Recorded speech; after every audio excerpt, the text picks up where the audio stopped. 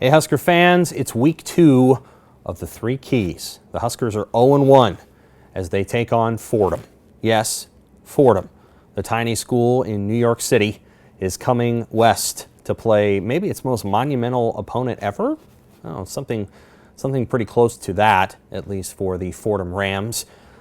They come to face a Nebraska team that very much needs a win, and the Huskers will have a significant advantage in terms of size and roster depth and speed over Fordham. But I'm sure Fordham will be a little bit feisty too. This is their season opening game. They like to throw the ball a little bit, and so we'll see exactly how it plays out. The 3 keys for this week aren't necessarily to win the game. If Nebraska loses this game, well, shoot, you might want to cancel Christmas. So we're going to assume that Nebraska's probably going to win this game, try to pull it out, maybe by a couple touchdowns, maybe by a couple more than that. So the keys this week are more about how Nebraska gets better against Fordham and what it can take going forward, because we don't want to assume that Nebraska is going to lose. We do think this is one of the weakest opponents Nebraska's ever played, and so as a result, we have to feel pretty comfortable about Nebraska winning this one despite their crappy performance in Illinois. So let's start with the first key. Run the dang ball!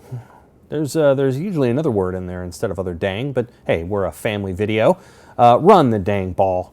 Get downhill on a Fordham team that you ought to be able to physically manhandle, unless Fordham's putting 9 guys in the box. Get downhill on that team. Run the dang ball. Give the balls to your backs and let them do something with it. Give the ball to the receivers occasionally. Try to limit the number of touches that Adrian Martinez has to have running the football, and try to accentuate what your running backs can do. If Nebraska runs it 65 times on Saturday, that's a good thing. There's nothing wrong with that. You got to love that. And so hopefully Nebraska understands that and just gets downhill on Fordham. And they're not having to resort to too many passes. They can work on that physicality, and they can get a little confidence going into the following week against Buffalo. Nebraska has to make its offensive line believe, A, that they're good, and B, that they're willing to commit to the run game. At Illinois, that just didn't happen. Second key, hey, this is really simple. Better punting and kicking. Now, there were a lot of issues on special teams over the weekend. Lots of issues. But the biggest issue was that their punter, Daniel Cherney, punting in his first game, really struggled. And their kicker, Connor Culp, who was not in his first game, really struggled too.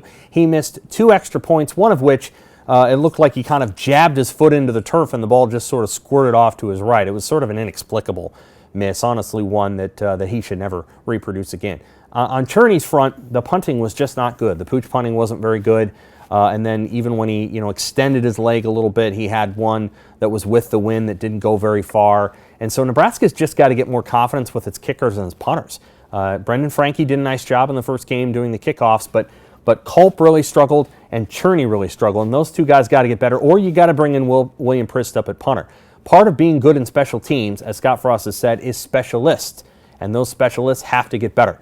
Does Nebraska need to return the ball better? Yes, they do, and I think they may break a kick return this weekend. I think that's entirely possible. Maybe not a punt return, but I do think they're going to break a kick return maybe out to the 50, and that'll be a positive thing for Nebraska. I think after this game, we're going to say that Nebraska's special teams played a lot better. Doesn't really matter that it was against Fordham, but I do think we're going to say that. In the third one, empty the bench.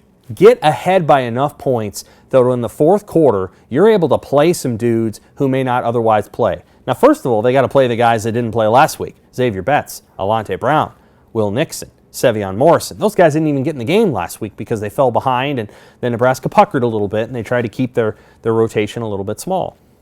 First, you got to get those guys in, but then you got to get some of the other guys in too. Remember, you still got 4 games to play with that redshirt rule. And this is one of the 4 games where Nebraska has to get those red shirts out there. We're talking about wide receivers like Latrell Neville, all right, and Camonte Grimes and Sean Hardy, players like that. Get them out there. Get them an opportunity. Maybe an offensive lineman or 2. Maybe a tight end like James Carney or A.J. Rollins. Maybe a couple of defenders like Marquise Buford. Get those guys on the field because they get 4 free games and they still get to retain their red shirt. And this is one of those seasons where I think Nebraska, might be able to get a game where they can have an empty the bench situation. I think they're going to have an opportunity to do that against Buffalo, and I think they might have a chance to do that one time in the Big Ten against Purdue. Although, man, you can't count anything anymore after you lose to Illinois, which still might be the worst team in the Big Ten. So empty the bench. Make sure you find a way to get those guys out there by building a big enough lead early that you're not afraid to play young guys late. If Nebraska does those three things on Saturday, hey, you know what? They're probably going to win 45-7, maybe, even 42-17, something like that. But if they do those things, then they're going to have a good weekend. This team needs confidence. They need a win, and they need to be able to play some guys who wouldn't otherwise play. Fordham is the perfect opportunity to do that. For the Omaha World-Herald, omaha.com and huskerextra.com, I'm Sam McKewon with the 3 Keys.